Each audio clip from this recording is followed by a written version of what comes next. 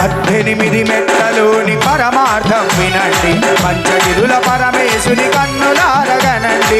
18 మెట్లలోని పరమార్థం వినండి, పంచగిరుల పరమేశుని కన్నులారగనండి.